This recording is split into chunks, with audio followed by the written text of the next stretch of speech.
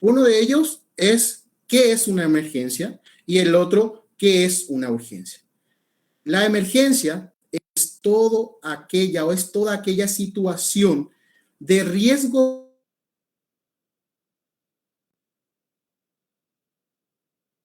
en el momento de dicha situación. ¿Cuáles pueden ser algunos ejemplos de estas emergencias médicas? Por ejemplo, las asfixias, traumatismos y hemorragias severas, pérdida no recuperada del conocimiento, accidente de tránsito, electrocuciones, crisis convulsivas y otros. Estos son algunas emergencias médicas, emergencias que realmente necesitan una atención. En cambio, una urgencia implica un caso que requiere asistencia médica en el corto plazo, pero no está en riesgo la vida o de que la situación empeore.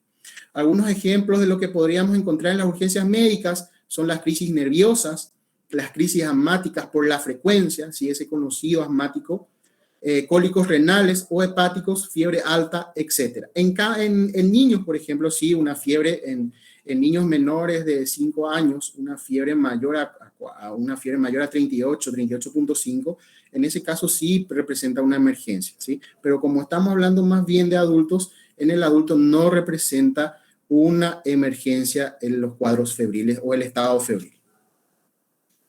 Entonces, la urgencia requiere atención inmediata, percepción del paciente, evolución lenta, atención dentro de las 6 horas.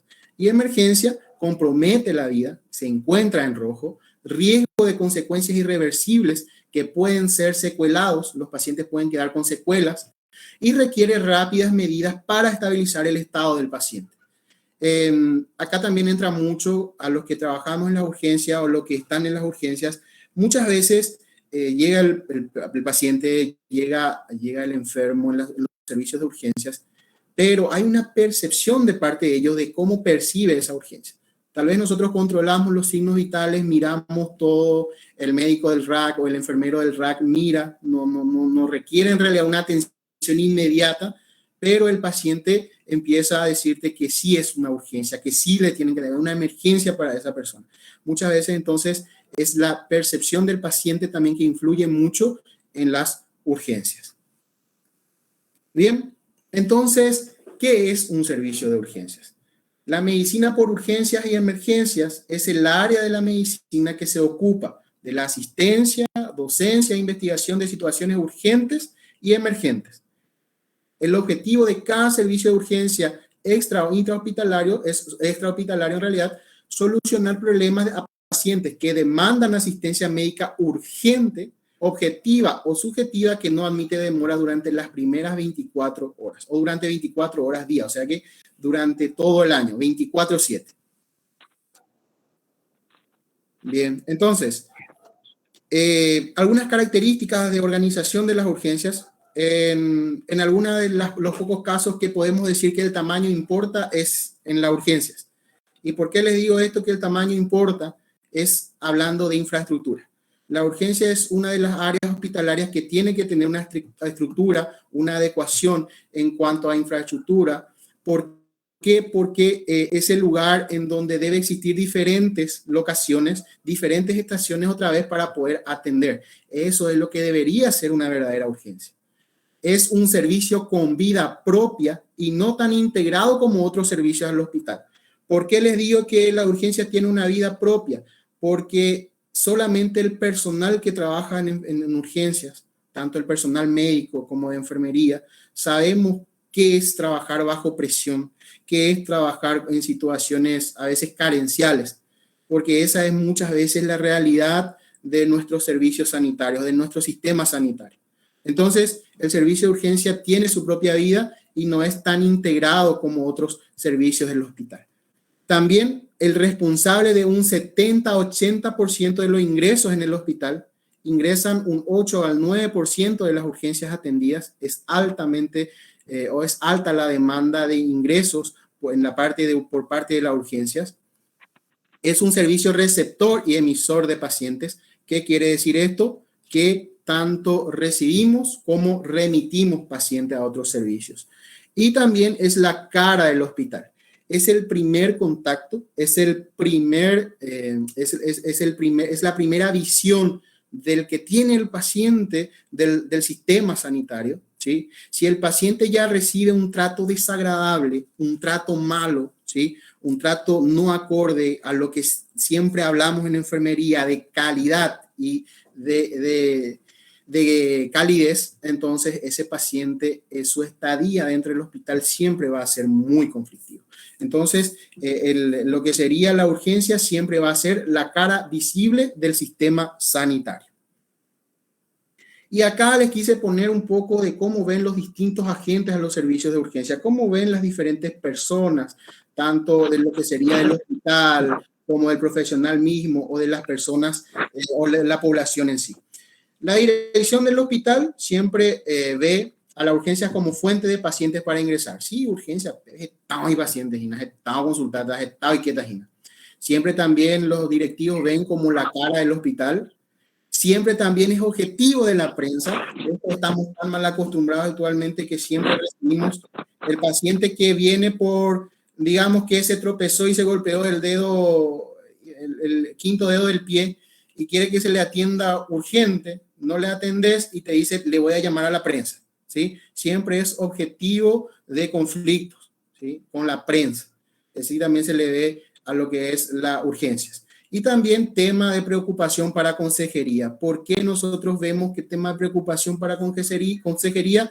Ustedes recuerdan que el enfermero es educador, el enfermero tiene que educar y es muchas veces por las limitaciones, por la cantidad de pacientes que tenemos, muchas veces no podemos educar a nuestros pacientes. Pero eso deberíamos de hacerlo en cualquier espacio que nos sobre para poder tener esa apertura con nuestros pacientes. La población en sí, imagen del sistema sanitario, si ahí, como les dije, recibe un trato desagradable, que no tiene calidad ni calidez, entonces esa es la percepción que va a tener de ese hospital o de ese servicio. Y me van a decir, licenciado, ¿qué significa cajero automático? ¿Por qué me hablas de cajero automático? Y esto pongo nomás porque yo trabajo en el área de urgencia de pediatría y nosotros mismos vemos esto del cajero automático. Porque actualmente con esta ideología social individualista, más ICPA, por ejemplo, esta vez se lo recibí paciente por urgencia. Hay un niño ahí que está con mucha fiebre menor, lactante menor de 1 año. Y a veces hay uno que le duele nomás la cabeza ahí al niño, ¿verdad? Que siente una cefalea de más de 5 o 6 días. Esa es la urgencia. Y le dice, señora, voy a hacerle pasar primero a este bebé que está con fiebre. No, pero si hay ayupi, si ayuna, perdemos. Hay ese tiempo en guaraní, así en el dulce idioma guaraní. Entonces, ahí viene esta ideología de lo que es el cajero automático. ¿Qué significa esto? Que donde la urgencia no es sinónimo de gravedad y fomenta el uso inadecuado de lo que serían los servicios de urgencias por parte de nuestra población. E inclusive esta ideología del cajero automático de los servicios de urgencia por parte de la población han llegado hasta el punto de legitimar la violencia, de pegarle al profesional sanitario, de llegar a empujones. Yo, si les cuento experiencias, muchas veces casi ligué en las urgencias y hay compañeros que ligaron en las urgencias porque la persona no quiere esperar. Los padres o los enfermos mismos no quieren esperar y tienen o sea, que quiere que siempre se les cumplan las expectativas esperadas. Y si le preguntas por qué hacen eso, muchas veces la justificación de esas conductas violentas por parte de la ciudadanía simplemente te dice que él vino primero, que no le atendés bien, que estabas jodiendo, que estabas mensajeando o haciendo otra cosa menos que atenderle a él. Entonces, estas conductas inapropiadas incrementan muchas veces el desgaste del personal de que trabaja en las urgencias. ¿Y cómo ven los médicos del hospital? Muchas veces casi no lo consideran servicio hospital, hablando así de los generales. Conflictos sobre si hay que bajar a ver a un paciente, de quién es el paciente. Muchas veces necesitamos una interconsulta o los médicos necesitan una interconsulta con otros profesionales y muchas veces tienen que batallar, tienen que hacer genialidades, gastar saldo, una genialidad para que sus pacientes tengan interconsultas. Y fuente de presión para las camas. Y este es en la parte de lo que sería el trabajo en los servicios de urgencia del interior del país, es el traslado del paciente. Esto cuesta muchísimo. Esto es el que más les cuesta y donde yo más le valoro a nuestros profesionales médicos de las urgencias, porque son ellos los que a batallazo limpio siempre tratan de conseguir lugares. Bien, también recuerden que las urgencias está en el cruce de caminos. ¿Qué significa esto? Que todo lo malo nos llega y todos los malos los exportamos. El hospital, política sanitaria, medios de comunicación, atención primaria, atención sociosanitaria, accidentes y la comunidad en sí siempre entra por las urgencias. Bien, entonces todos los malos nos llegan, todos los malos los exportamos. Supongamos que estamos en una guardia, nos llega un traumatismo cráneoencefálico, se le realiza sus primeros cuidados, se le estabiliza al paciente, si se le tiene que intubar, se le intuba, se activa el servicio de emergencias médicas que es SEME y posteriormente cuando ya nos lo reciban para un hospital de mayor complejidad, se exporta a ese paciente. ¿Qué significa eso? Se traslada a esos pacientes. Por eso esa frase de la urgencia, que todo lo malo nos llega, pero también todo lo malo, todo lo que no se pueda solucionar en las urgencias, se exporta a otros centros de mayor complejidad. Entonces, ¿qué pacientes acuden a los servicios o acuden a las urgencias en los hospitales? Acá les pongo este pequeño recuadro para que ustedes puedan mirar posteriormente. Están los denominados urgencias vitales, las urgencias objetivas y las urgencias subjetivas. Cuando hablamos de urgencia vital, como su nombre mismo lo dice, son esos casos que en sí apeligran la vida del paciente, pueden llegar a dejar secuelas graves en los pacientes. Por ejemplo, una asfixia, una parada cardiorrespiratoria, o puede ser también una electrocución, etc. La urgencia objetiva sería, por tanto, aquella situación que compromete la vida o la salud de la persona y que puede ser apreciado por el personal sanitario o no sanitario entrenado. Dificultad respiratoria, cólico renal, etc. Y urgencias subjetivas. Las urgencias subjetivas mayormente son algunas que están fundadas en la óptica de la víctima. Mayormente es la víctima lo que percibe esa urgencia y del gran público, surgiendo de criterios que tienen de carácter de impresión, tales como dolor agudo o la hemorragia externa, sin que estos signos pongan necesariamente en peligro la vida o la salud de las personas. Por ejemplo, lesiones en la piel, heridas sin compromisos de grandes vasos, por ejemplo, una pequeña cortadura o algo, entonces son mayormente urgencias percibidas. Y acá les quiero poner esto y quiero que al par que voy presentando esto, ustedes en el chat, quiero que colaboren porque me siento muy solo acá. Entonces, no quiero sentirme tan solo y en el chat quiero que vayan poniendo de acuerdo a ustedes quién tiene prioridad y por qué en esta urgencia. Supongamos que todos ustedes están trabajando en el servicio de urgencias y les llega estos 4 pacientes y me van a decir ustedes de estos 4 pacientes, ¿cuál de ellos para ustedes es prioridad? ¿Sí? Uno de ellos es un adulto joven con antecedente de vómitos, lleva aguardando 1 hora, pero sigue presentando algunas náuseas. En el otro lugar vemos a un adolescente de 16 años que ha tenido fiebre hasta 40 grados y que se queja al orinar, le duele al orinar, tiene una disuria. Está hablando con su madre en el pasillo, pero estable. Luego vemos a otro paciente, un adulto mayor con antecedentes de EPOC, satura 92%, presenta una dificultad respiratoria, está pálido, pero se encuentra en una silla. Paciente con EPOC. Y por último, tenemos a un tipo que está con este hombre es un adulto joven que trabaja en la carpintería, pero que durante su trabajo se suelta un clavo, iba a clavar, salta el clavo y le penetra la conjuntiva, le entra en el ojo y presenta hemorragia subconjuntival. ¿Quién de estos pacientes tiene prioridad según ustedes y por qué? Por favor, escríbanme ahí en el chat. Quiero que participen, que esto sea un poco dinámico para poder entendernos todos. Enseguida le pregunto a Cristian sus respuestas. Bien, entonces, ¿cómo es la demanda y cómo es la oferta de los servicios de urgencias?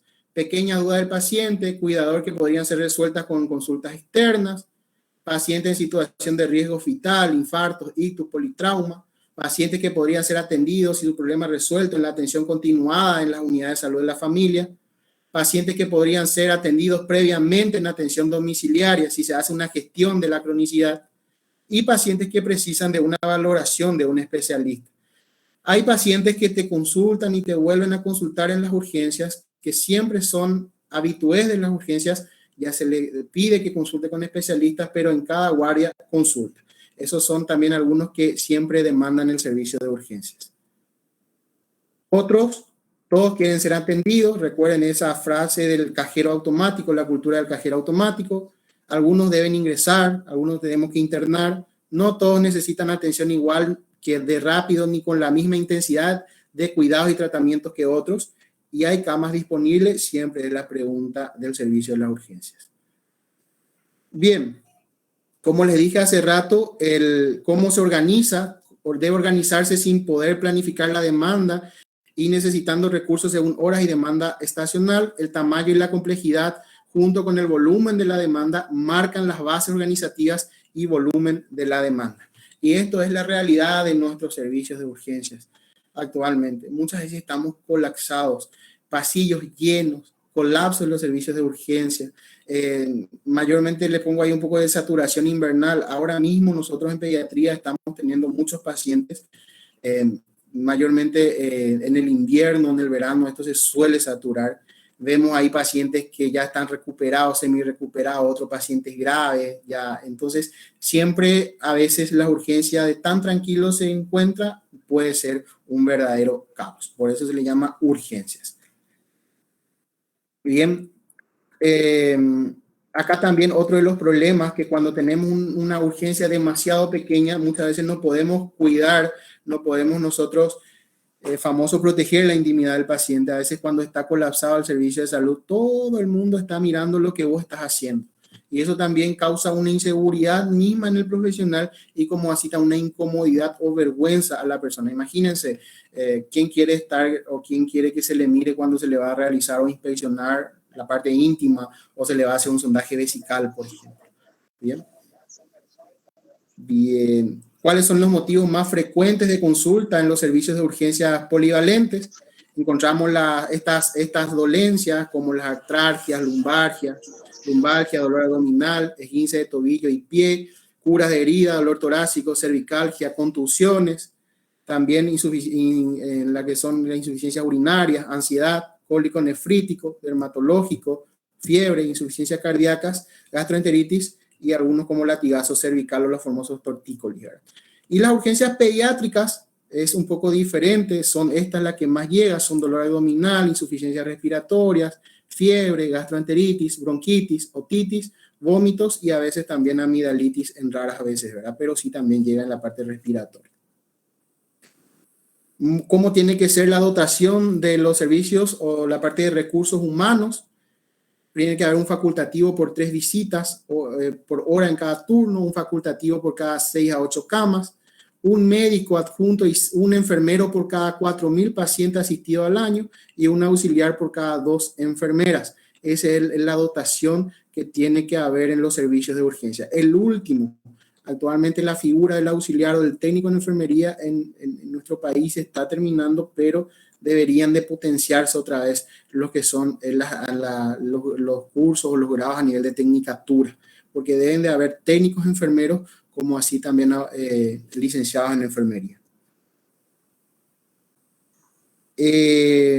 ¿Cómo se tiene que hacer esto? ¿Cómo se tiene que organizar? La urgencia tiene que tener un método rápido, estandarizado de clasificación de pacientes para priorizar la atención en el tiempo. Y acá viene el triaje. Y acá le voy a preguntar a Cristian o a Yole, ¿qué tal van las preguntas? O sea, la pregunta que les hice, ¿pudieron responder algunos? Sí, profe, tenemos muchas respuestas ya a la pregunta formulada. Sí, y si me puedes ayudar al menos con 3. Bueno, primero dice, el carpintero, dice uno. El otro dice, tiene, sí, prioridad el adulto joven con el clavo en el ojo. El hombre con hemorragia conjuntiva, dice también. Perfecto. ¿Y justificaron? ¿Cómo? ¿Y pudieron justificar algunos? No, hasta ahí. Uno dice, la adolescente de 16 años hay que priorizar por la fiebre que está presentando. Dice. Bueno, respondiéndole a esa respuesta, recuerden que a partir de los 5 para arriba, los casos de fiebre al menos ya no te van a hacer convulsionar. Un adolescente de 16 años, a no ser que tenga algún tipo de tumor cerebral a nivel de la hipófisis o algo, este paciente no te va a convulsionar con 40 grados de fiebre. En ese caso, por ejemplo, eso no es una urgencia vital. Sí, todos pudieron responder bien. Ese adulto joven que tiene un clavo en el ojo es una urgencia vital y también de riesgo de que haya una, digamos, de la pérdida de ese órgano. Entonces, esa sería nuestra verdadera urgencia. Y para ello, entra acá y algo importante, y es el personal de enfermería quien cumple esta función, que es el triaje o el triage en urgencias. Entonces, ¿cuál es el objetivo del sistema de triage estructurado? No es porque esa piecita aparte que se encuentra en las urgencias o esa mesa con una licenciada, con unas hojas, con una computadora, está ahí como por estar nomás. ¿Sí? Entonces, el servicio de las urgencias tiene un triage cuyo objetivo es identificar rápidamente los pacientes que sufren un trastorno que pone su vida en peligro para atenderlos prioritariamente con un sistema válido, útil y que pueda ser reproducible por el que va a clasificar o va a atender a ese paciente.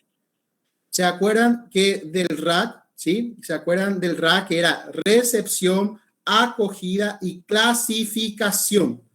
Entonces, la enfermera que tiene que estar, para mí, desde mi punto de vista, el enfermero o la enfermera que tiene que estar en el RAC tiene que ser la mejor enfermera de la urgencia. Y muchas veces pasa que en las urgencias se le manda en el RAC a la compañera que es caigüe, que no quiere trabajar o que muchas veces ya dice, yo ya cumplí mucho mi tiempo en las urgencias. Bueno, está bien, súper bien. Pero en el RAC significa vos trabajar y vos tenés que tener ojo. Y si nosotros miramos el protocolo, el RAC tiene su protocolo, tiene un libro de casi 200 hojas que si miramos y leemos vemos que es una área totalmente compleja de lo que es el servicio de urgencias. Entonces, las urgencias, el RAC que va a estar ahí, la enfermera en este caso, atendiendo, tiene que ser una de las mejores enfermeras de las urgencias. Y otro objetivo es determinar en qué área debe ser atendido cada paciente con el fin de que reciba el tratamiento más adecuado. Importante, el triage. A ver, acá, antes de pasar, el triaje de emergencia entonces es entendido como el proceso de clasificación de los pacientes por un equipo sanitario de atención prehospitalario de acuerdo a la valoración protocolizada de su grado de urgencias, de forma que se establezcan los tiempos de espera que pueden ser razonables para ser atendidos y tratados por el equipo sanitario y el mejor medio de transporte sanitario al centro sanitario más adecuado. Ustedes sabían que el triage nace en las guerras, nacen como en los campos de batalla y se clasificaba este paciente, este soldado caído se va para tal parte, este soldado caído se va a parte, se van clasificando a los pacientes de acuerdo a su gravedad. Y así es como surge el triage. Este triage en los últimos años se ha creado distintas escalas. Está la de canadiense, basada en el australiano. Está el del Reino Unido, que es el del Manchester, del Emerging Triage System, o el sistema de emergencias Manchester, es el que más se utiliza en el Paraguay. Y también encontramos la de los Estados Unidos y otros países. En Paraguay se ha realizado la adaptación o el uso del Manchester. Para hacer frente a los casos de COVID-19, y acá abordando un poco lo que es el COVID-19, este servicio de la urgencia o esta parte de la urgencia que es el triage, mayormente para hacer caso a estos casos de COVID-19 que llegan a los establecimientos, se han establecido diferentes entradas. Si ustedes miran nada más nuestro hospital regional, van a ver que hay una entrada para los pacientes respiratorios y hay también otra entrada para los casos polivalentes. Y en ese caso, muchas veces el RAC es fundamental para disminuir. ¿Para qué? Para disminuir la circulación del SARS-CoV-2 en los servicios y debe instalarse para ambas entradas. Y acá les vuelvo a decir y les vuelvo a recalcar que imagínense, ahora mismo en época de pandemia, la mejor enfermera que tiene la mejor visión, el mejor ojo clínico, la que sabe cómo interrogarle a su paciente con simples palabras para saber qué tiene ese paciente, es el que va a disminuir la circulación del SARS-CoV-2. ¿Y cómo lo va a hacer? A través de la acogida del paciente.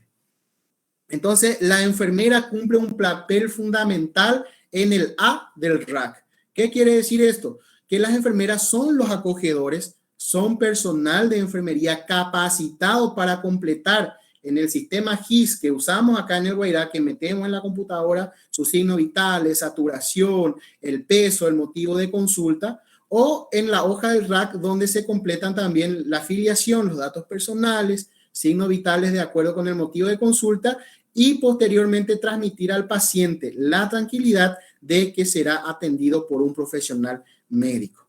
Y acá estos son los niveles del cual el usuario en urgencias debe estar pendiente, ¿sí? Acá, por ejemplo, el nivel rojo, ya vemos que el paciente está con un riesgo inminente de muerte, un paciente asfixiado, un paciente con paro cardiorrespiratorio, un paciente todo de gravedad, que tiene múltiples lesiones, politraumatismos, vemos que sangra, hay compromiso de grandes vasos, entonces entran dentro del nivel 1 de atención a nivel del RAC. El nivel 2, pacientes de situación de emergencia médica o quirúrgica, donde el tratamiento debe ser mayormente instituido en forma urgente, no puede esperar mucho tiempo, ¿sí? Entonces es de forma inmediata. Quienes también en pediatría, si ustedes pasan alguna vez por pediatría, los pacientitos con problemas congénitos como síndrome de Down o algún otro tipo de síndrome o son sindromáticos, deberían de pasar también directamente en color naranja, rápido. El nivel 3, que puede esperar un poquitito, que la situación no es tan urgente, médicamente menos urgente. Tiempo en atención médica, apenas se puede atender a ese paciente, se ve que hay un compromiso, entonces pasa. Por ejemplo, en este caso, los niños menores de 5 años o los que tienen fiebre muy alta, ¿sí? Mayor a 38, algunos que tienen una dificultad respiratoria o algo, tienen que pasar en amarillo. Esos que tienen dolor abdominal, que supongamos que tienen diarrea nomás, pero que sí tienen sus coliquitos de vez en cuando, no es necesario ponerle en amarillo, ni mucho menos en naranja. Y vienen los otros niveles, que son el nivel 4 y el nivel 5, que son los menos urgentes, y el nivel 5, que ya sería en caso de los pacientes que muchas veces vienen para mostrar su laboratorio, que tienen cefalea de evolución de 6-7 horas, que no son normotensos, no tienen presión arterial alta, y demás cosas, entonces pueden esperar dentro de esta clasificación azul del triage. Y estos son los colores. Después esto le vamos a compartir, yo le voy a compartir en el grupo de WhatsApp para que ustedes puedan tener. Esto también les quise poner nada más, muchas veces también esta escala del dolor, muchas veces con los niños es un poco difícil trabajar y muchas veces también van a llegar personas que ya sean sordos o son mudos, entonces es importante también tener estos tipos de escalas. Por ejemplo, es la escala analógica visual del dolor, que en simple palabras se le llama escala de EVA, escala visual analógica, ¿sí? Que te muestra la clasificación del dolor de acuerdo a la intensidad. Con los niños que son un poquito más grandecitos funciona súper bien y también se puede utilizar, como les dije, con personas con capacidades especiales o diferentes o con alguna discapacidad auditiva o discapacidad para la función, entonces pueden utilizar estos tipos de escalas que serían muy útiles en los servicios del triage o en el área de triage. Bien, cómo también tiene que estar estructurado esto, una vez que el paciente pasa del triage, tiene que pasar y cada servicio de urgencia tiene que tener su diferente distribución. Esta distribución de espacios tiene que ser las áreas críticas, áreas de consulta, también tenemos que tener las salas de curaciones, área de observación en donde tenemos sillones, camas, sala de tratamiento por una vía cerrada para una colocación de una vía periférica, etcétera, y soporte de hospitalización, que son las salas de REA, que actualmente el ministerio está enfocado en colocar en cada servicio de urgencias, pero por el momento no estamos teniendo, ¿verdad? Pero deberíamos de tener una sala de REA, reanimación, sería eso. Bien. Y preparación de la sala de urgencia, esto es muy importante, y yo como enfermero a mis colegas les recomendaría, y también les recomendaría a los médicos que están en las urgencias, que todos manejemos nuestros equipos, que todos manejemos nuestro carro de paro, nuestras conexiones de oxígeno, todo si está funcionando o no. Enfermería es el que tiene que controlar, pero también sería bueno al menos que el médico de las urgencias también mire en qué lugar se encuentra cada uno de estos dispositivos, en caso de que si somos pocos o si estamos en menor cantidad en las urgencias, como solemos estar, entonces si hay una verdadera emergencia, todos nos podamos ayudar sin ninguna complicación. Por ejemplo, debemos siempre tener listo la sala de urgencia con estos equipos. Por ejemplo, un monitor de signos vitales siempre enchufado. Si ven que alguien desenchufa su monitor de signos vitales, tengo acá que hoy miñan, porque ese es un monitor que siempre tiene que estar enchufado. En caso de que si haya un corte de luz, algún tipo de desperfecto, siga funcionando hasta cierto tiempo.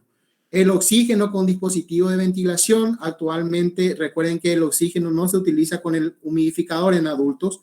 Y el dispositivo que más se recomienda actualmente para el uso es de la mascarilla con reservorio, que aporta un FiO2 mayor y que resulta mejor para el paciente con dificultad respiratoria, ¿sí? En un 90-94% la fracción inspiratoria de oxígeno mejora con la mascarilla con reservorio.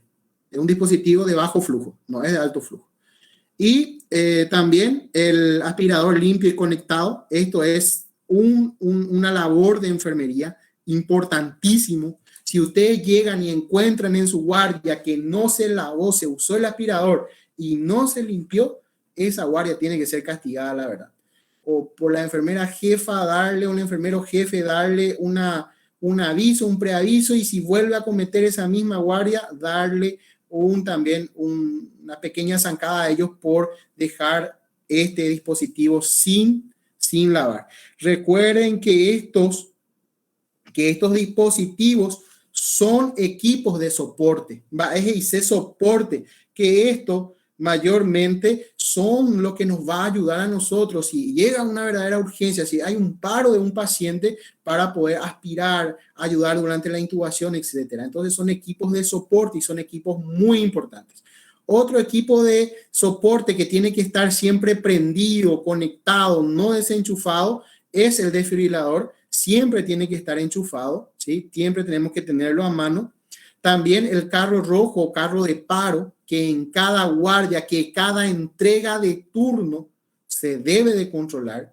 Y es también esa recomendación también yo le daría a los profesionales médicos. Si ustedes trabajan con médicos residentes principalmente, entonces le pidan a sus residentes que miren también el carro de paro, que conozcan dónde también se ubican los medicamentos. Muchas veces el personal de enfermería que va ingresando al hospital no quiere hacer ese trabajo de control, de supervisar si su carro de paro tiene todos los medicamentos. Y si al que vos le vas a salvar a tu paciente con paro es lo que tenés en tu carro de paro, y anda el laringoscopio, doicoipa, si no anda la pila, y me incluyo muchas veces, en varias urgencias ya participé y aprende, colocar, tu médico coloca, vos le conectas el mango con el, le voy a decir, con la pala, así, y le pasas y muchas veces no prende el pico, ¿verdad? No prende la luz. Entonces es importante siempre que esté eso siempre funcionando, porque eso es parte del equipo de urgencias. La cajita de cirugía menor es importante que esté completo, porque muchas veces llegan la caja de cirugía menor. Yo, por ejemplo, soy de esos pocos partidarios que la caja de cirugía menor mal llamada, que esté con una pincita con una tijera y con una pinza hemostática. Eso no es una caja de cirugía menor. Eso en realidad es una caja de curación. Para hacer curas nada más eso es. La cajita de cirugía menor tiene que tener varias pinzas como la de kosher, las anatómicas, los separadores, las pinzas acanaladas y otros que en realidad cuando hay una pequeña necesidad de esa caja, entonces podamos utilizar sin ir corriendo a lo que sería en el servicio de quirófano. ¿Y para qué, por ejemplo, es importante en los servicios de urgencias? Es súper importante porque también en las urgencias se realizan lo que son las colocación de vías venosas centralizadas en donde se utilizan estos equipos. Y el resucitador manual o la válvula bolsa máscara llamada AMBU es otro dispositivo denominado o equipo de soporte que no debe faltar en los servicios de urgencia, que en cada guardia se debe de ir controlando. Ya vamos a llegar enseguida a lo que sería, esto también les puse acá, esto ustedes para que después puedan ir analizando, controlando este mantenimiento del carrito de paro con materiales de urgencias. El carrito posee equipos, fármacos y materiales especializados. Según las normas técnicas, este carrito debería tener un compartimiento y 4 cajones. Mayormente no nos permite tener ese lujo, pero con lo que tengamos tenemos que ir adecuándonos. Es importante revisarlo en cada cambio de guardia y después de cada urgencia para así reponer el material utilizado y probar el desfibrilador o monitor. También que es importante revisar la fecha de caducidad de los fármacos y reponer medicamentos de eficacia vigentes si es necesario. Cada cuánto, según las normas técnicas, es recomendable revisar estas fechas de caducidad cada mes. ¿Y quién es el encargado? El enfermero de guardia y también de la enfermera jefe. Ese es también gestión y administración. Es también trabajo de la jefatura de enfermería del servicio de urgencias. El AMBU, que es el dispositivo bolsa, válvula, máscara, que mayormente son dispositivos, como les dije hace rato, de soporte, equipos de soporte. También sondas y cánulas para vías aéreas, cánulas de Mayo, equipos de intubación, tubos endotraqueales para adultos, para pediatría.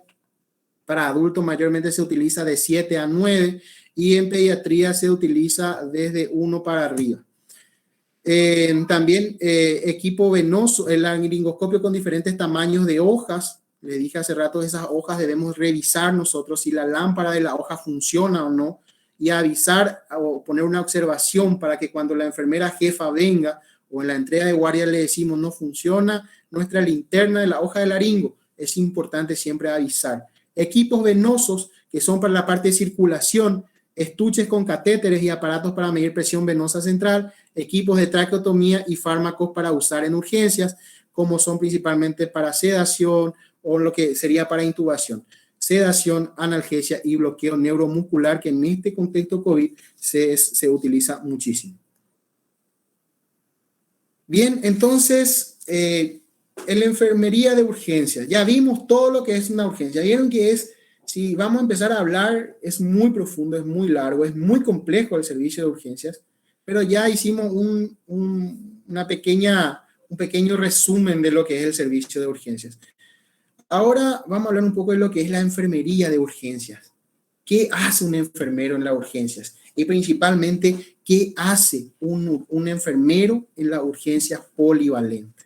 ¿Qué función yo cumplo ahí como enfermero de pediatría polivalente o qué función cumplo yo como enfermero adulto polivalente?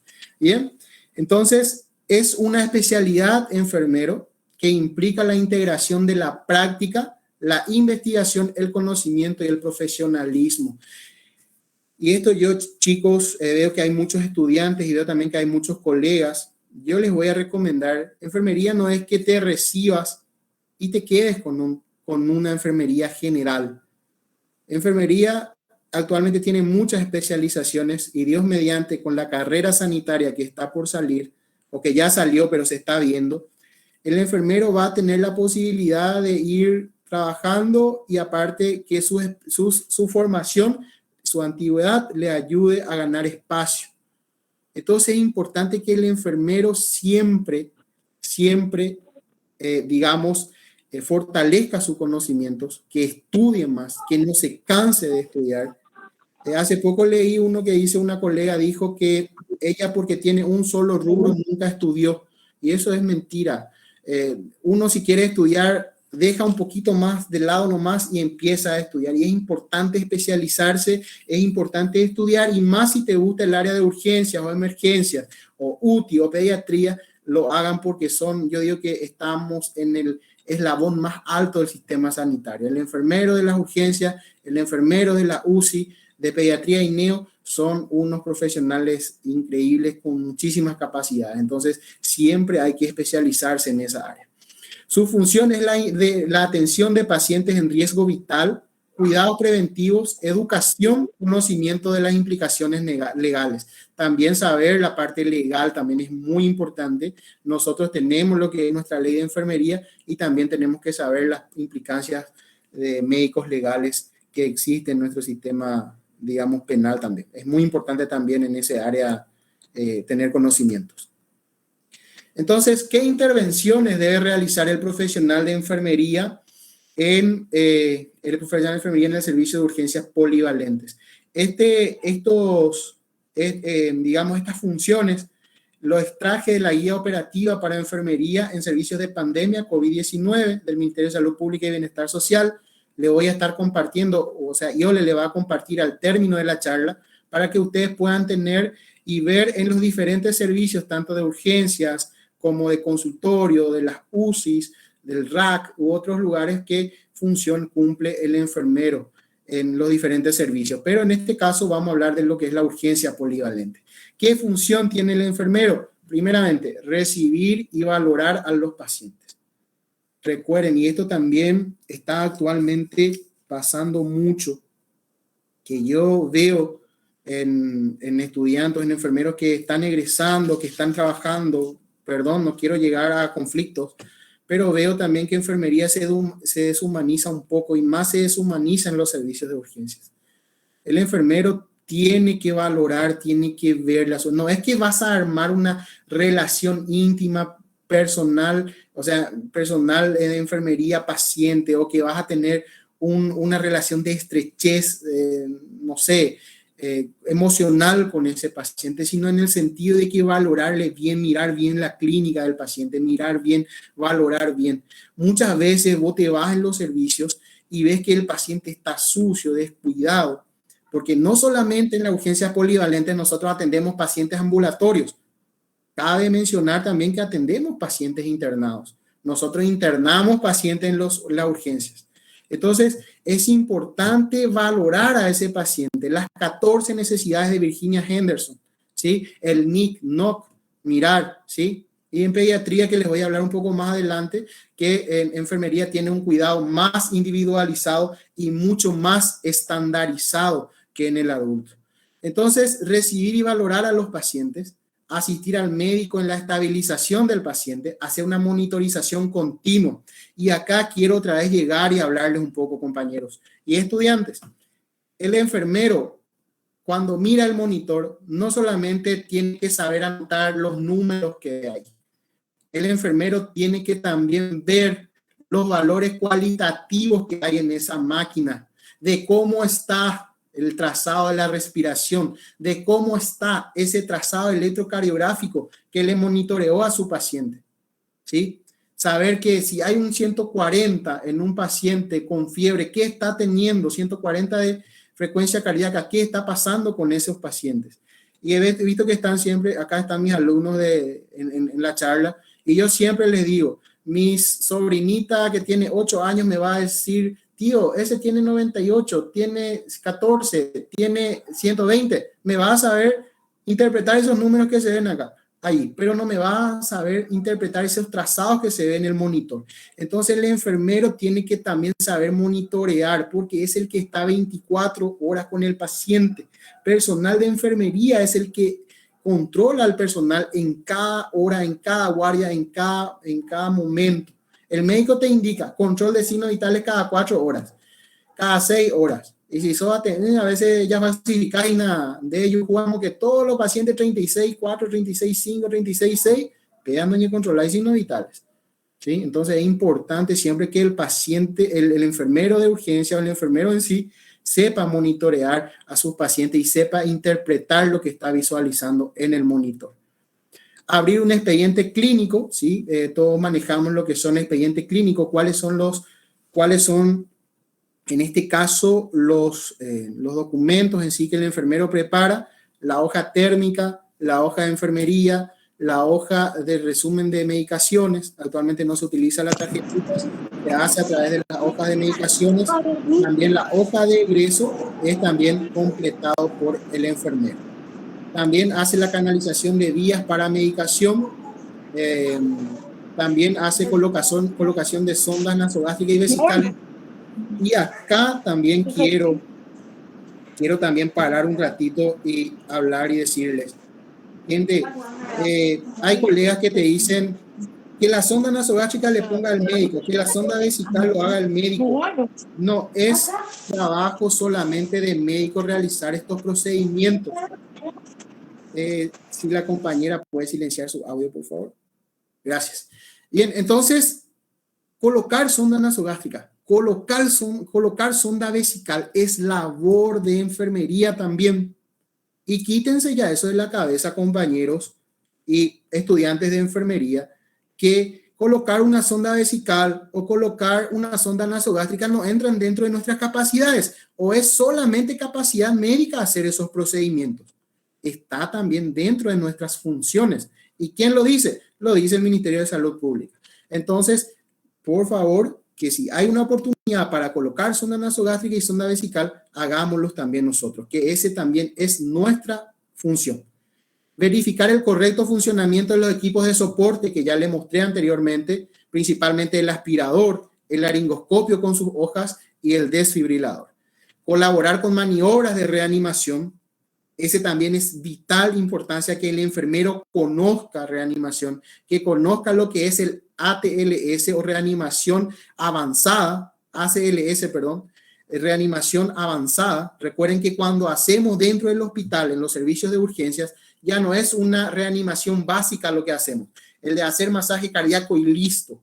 Una vez que el paciente tiene una vía periférica y tengamos un carro de paro, se encuentra en el servicio de urgencias, es ya una reanimación cardiovascular avanzada que va a necesitar un soporte ya más adelante, un soporte ventilatorio, va a necesitar un soporte respiratorio, inclusive un soporte renal si es que ese paciente esté empeorando o no, ¿sí? Cuando pase en la UCI. Bien, entonces, saber qué hacer durante una maniobra de reanimación, de qué droga se administra primeramente, para qué sirve una droga. Si el enfermero te dice, yo le decía al enfermero, compañero, pasamos un midazolam, pero no sabe qué es un midazolam, o no sabe qué es un atracurio, o no sabe lo que es un fentanilo. Entonces, estamos mal en los servicios de urgencias. Ese enfermero que está ahí, que si yo le pregunto a mi compañero, ¿qué es midazolam? Y si no me sabe responder, no está para estar en urgencias. Entonces, es importante conocer. Esto no es por soberbia lo que le digo, sino que es también demostrar profesionalismo y saber qué lo que estamos administrando y qué es lo que estamos haciendo. ¿Está bien? No me tomen como soberbia, sino que les tómenlo del lado profesional. Entonces, administrar medicamentos, saber qué administrar y también registrar intervenciones de enfermería. Y más adelante les quiero mostrar algo que también en la nueva forma de trabajar cuando hay una parada cardiorrespiratoria. Muchas veces cuando estamos trabajando en la urgencia, cuando nos llega un paro, es donde nos volvemos todos locos. Está bien volvernos todos locos, pero locos por salvarle a ese paciente, no nada más porque no sabemos qué hacer. Entonces es importante siempre cuando llega un paciente con paro en las urgencias, armar nuestros equipos, estar el equipo de trabajo, el equipo de esa guardia, trabajar en forma conjunta, trabajar en equipo. Entonces, es importante también verificar la completitud del expediente clínico y la claridad de las indicaciones médicas. Y acá también les quiero decir un poco algo. Muchas veces vemos nosotros que las indicaciones médicas están un poco mal, que no es lo correcto. Hay situaciones a veces que va a ocurrir, y esto es por experiencia, les digo, que algunos médicos te van a indicar hacer hacer, por ejemplo, hacer un enalapril intramuscular o algo, ¿verdad? Entonces, si ustedes saben eso, acérquense con la mayor amabilidad posible.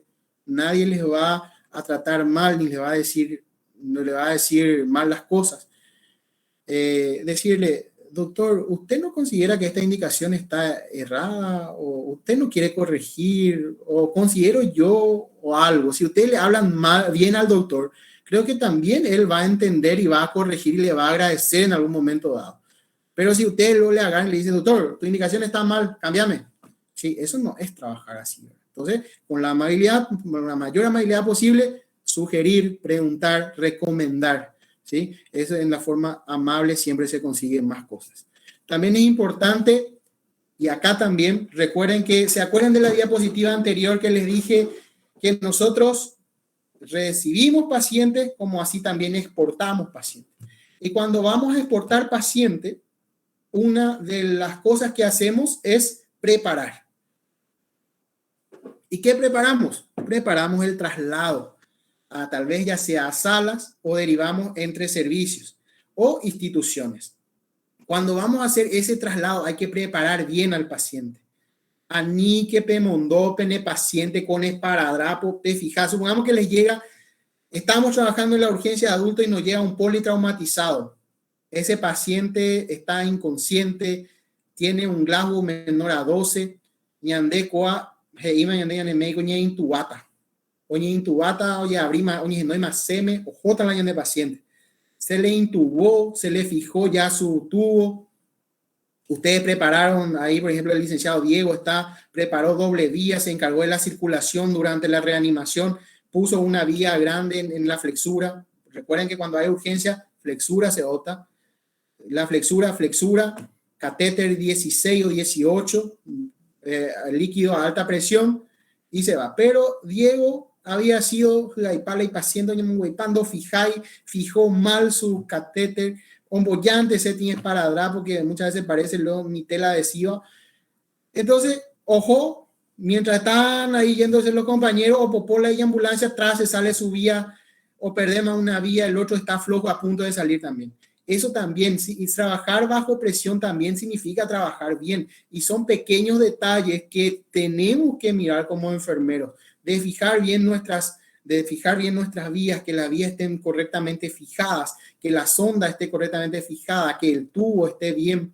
Todo eso tenemos que nosotros, ya cuando el paciente se le suba ahí en la ambulancia, que los paramédicos de SEME lo lleven, lo hagan también con toda la tranquilidad posible y puedan llegar bien hasta el servicio al destino.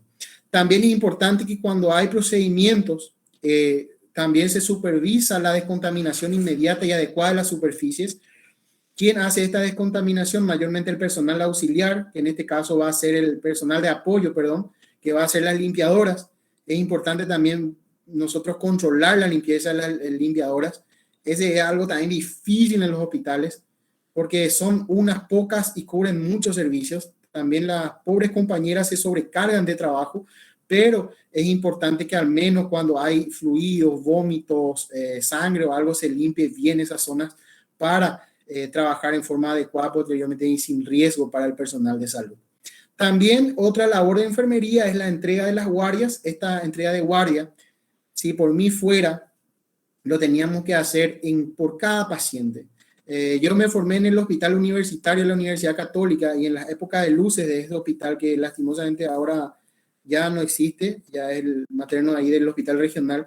Nosotros en cada guardia, con los pacientes que teníamos, con cada compañero íbamos por sala a recibir las guardias de las compañeras salientes. Entonces vos ves ahí todo, que se cambió la sábana, que esté bien fijado el esparadrapo, que esté goteando, que no haya vías infiltradas y demás. Eso también es importante, realizar esa entrega de guardia en forma, digamos yo, con el paciente enfrente, en forma verbal y también escrita en el cuaderno de novedades, que es función de enfermería.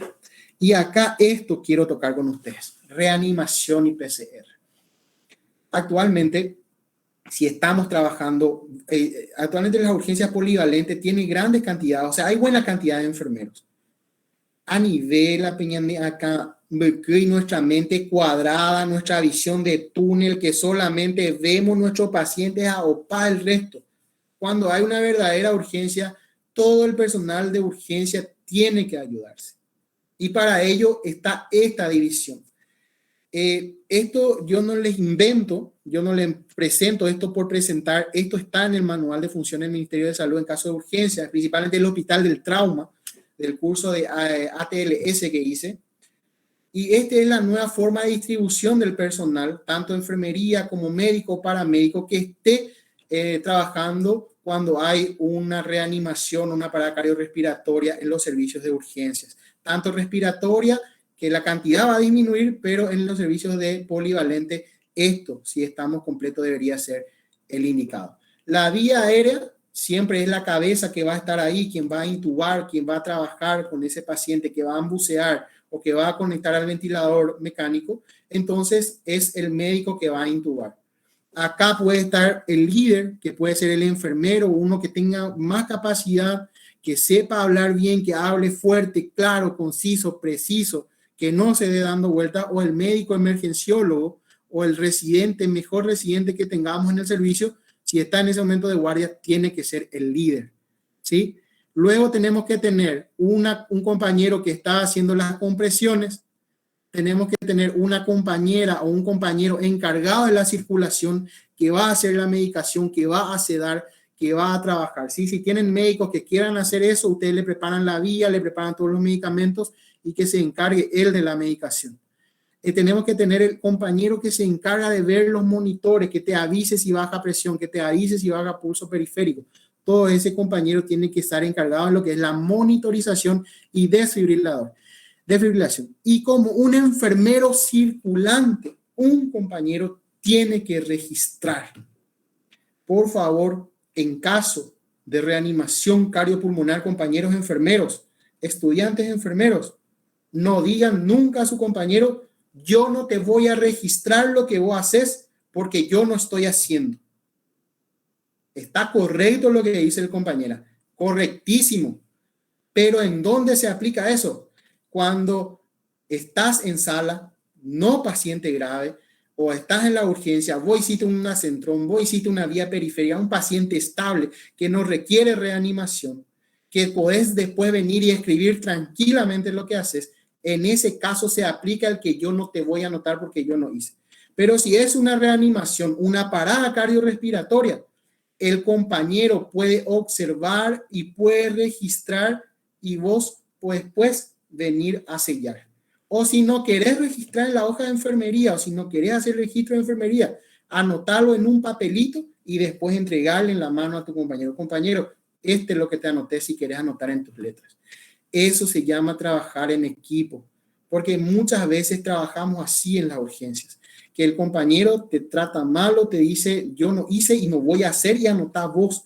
Y si vos hiciste ya más de 50 cosas que ya te olvidaste de lo que hiciste o te vas llenando ya tu memoria de ahí de vos, es importante que tu compañero te ayude. Si sobra un personal que puede registrar, lo tiene que hacer. Otra recomendación, cuando estamos trabajando con pacientes que paran. Si llega a parar un paciente, y estamos entre muchos, tenemos que al menos, este 5 lo más estamos acá ya está súper, pero quiere haber un 6, 7 más, no importa si sobra personal, pero a mí que ya se llaman de servicio sin que otros, o sea que sin que un compañero esté monitoreando a los otros pacientes, porque mientras nosotros nos estamos arriesgando acá, inclusive ahí la señora Juana Pérez había sido hace rato, también ya paró porque era un paciente con angina inestable. Entonces, si sobra un compañero ya en este equipo, pedirle que atienda a los demás compañeros, que quede pendiente de las urgencias. Entonces, esto nomás quería compartir con ustedes porque muchas veces esta distribución no sabemos hacer cuando hay una parada cardiorrespiratoria, no queremos trabajar en equipo, cada uno hace las cosas por su lado y no es así. Cuando hay una parada, el equipo, cuando hay un código azul, el equipo trabaja junto, en forma conjunta, en forma rápida, ordenada, para que ese paciente pueda salvarse. Bien, ¿alguna pregunta hasta acá? Si tienen algunas preguntas, pueden ir dejando en el chat y vamos a ir respondiendo enseguida. Vamos a terminar. Bien, el rol del enfermero o la enfermera en urgencia. Esto quise nomás poner para a conocimiento de usted o hablarle un poquito con usted. Esto es más parte subjetiva. Lo otro es más funciones, más lo que está escrito en el manual, pero este de manera personal. ¿Qué hace el rol? ¿Cómo actúa como profesional y tal vez como persona el personal de enfermería en la urgencia? El enfermero de urgencia, como le dije hace rato, debe basarse en el conocimiento y destrezas requeridas con la principal misión de prevenir, diagnosticar y manejar los aspectos agudos y urgentes de la enfermedad o lesiones que afectan a los usuarios. ¿Y cómo nosotros hacemos esto? Es el PAE, el proceso de atención de enfermería. Ustedes saben que ese tiene sus pasos: la valoración, el diagnóstico, ¿sí?, la planificación, la ejecución y lo que sería la evaluación, el proceso de atención de enfermería.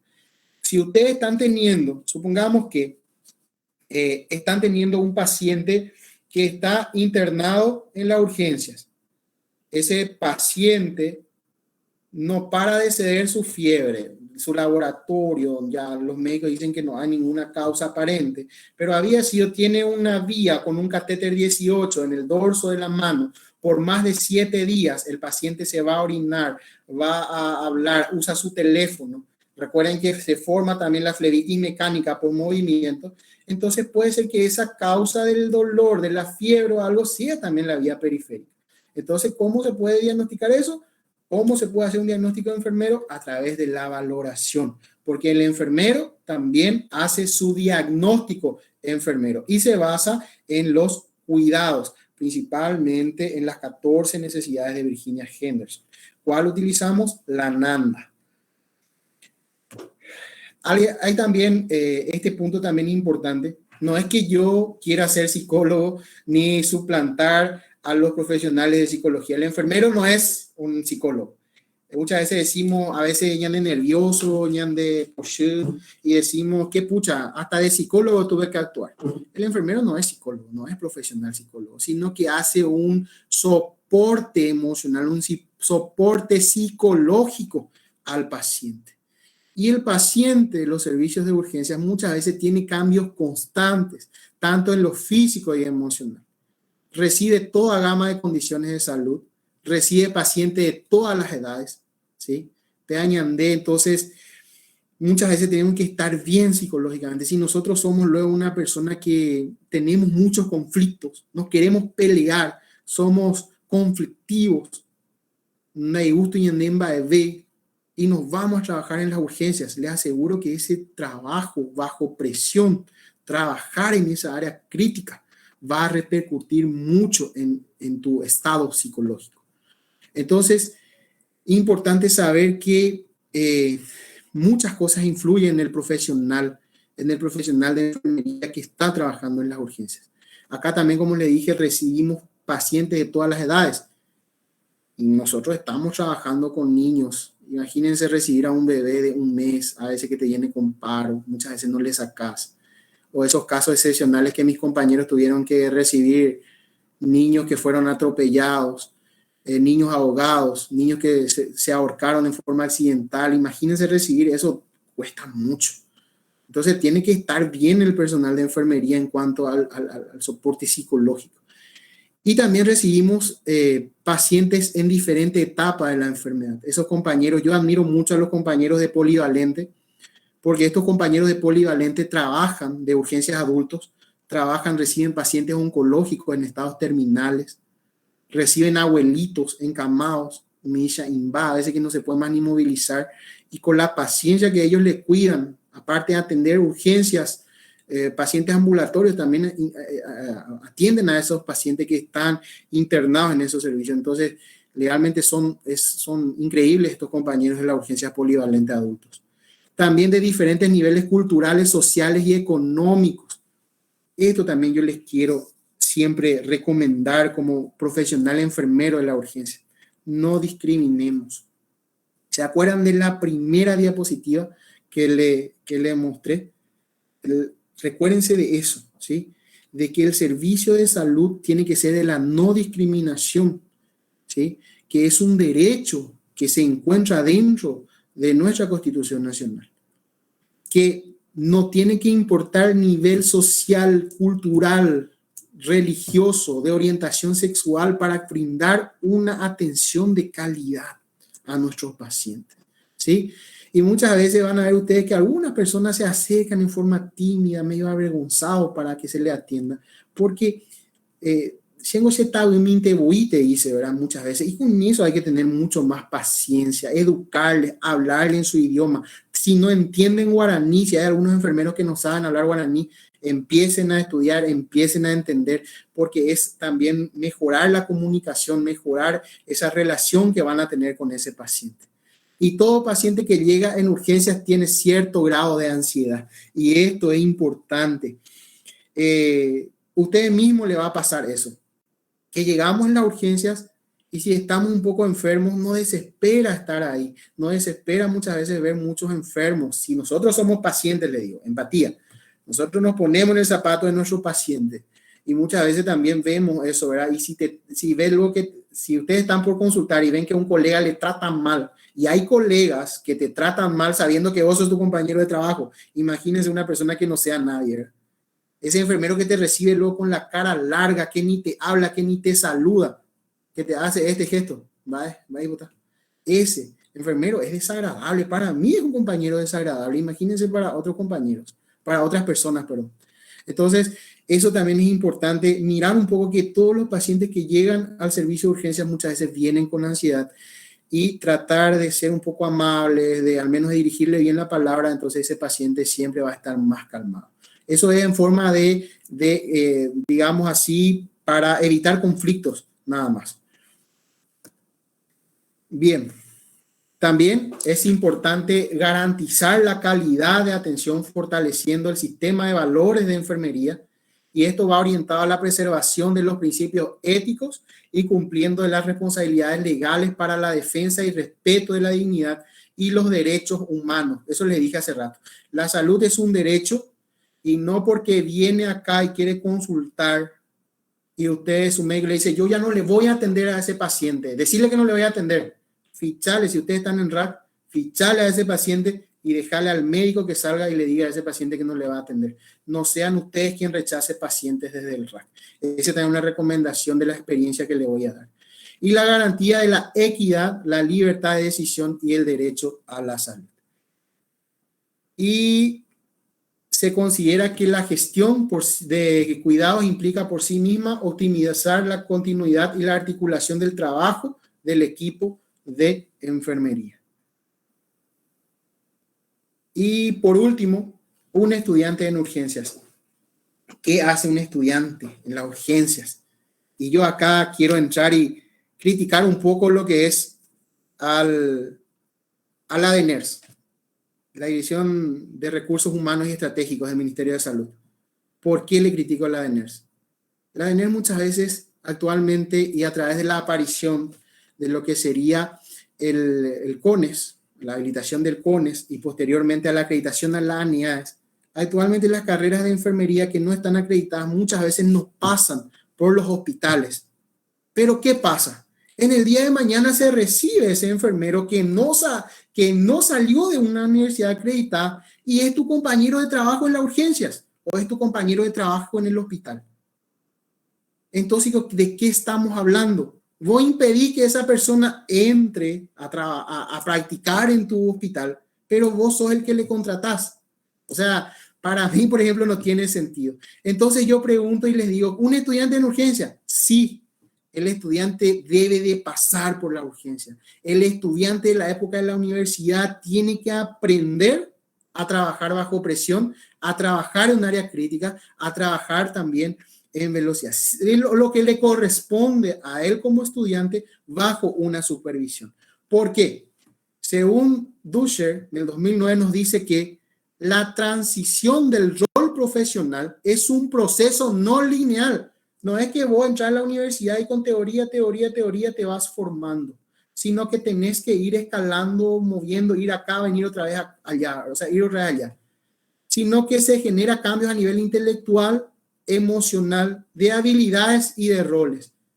Muchas veces recibimos compañeros nuevos en los servicios de urgencias Y mi jefa siempre me dice a mí, te voy a poner a vos porque a vos te gusta ser profesor. Bueno, me encanta ser profesor. Es una de mis pasiones, aparte de lo que es trabajar con niños.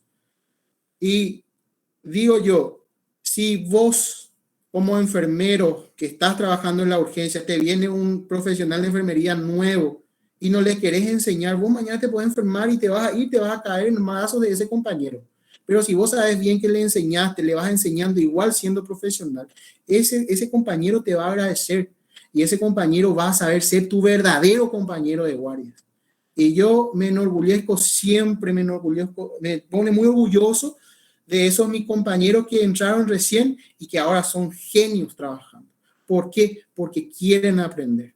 Entonces, el enfermero contiene experiencias, significados y expectativas y está influenciado por las historias personales. Siempre nosotros nos decíamos, ¿te acordás de lo que pasamos en las urgencias? ¿Te acordás de lo que pasamos en las prácticas? ¿Sí? Contextos situacionales y responsabilidades profesionales, la ética del trabajo y la cultura. Si el enfermero que no pasa por el servicio hospitalario no puede llamarse verdaderamente enfermero.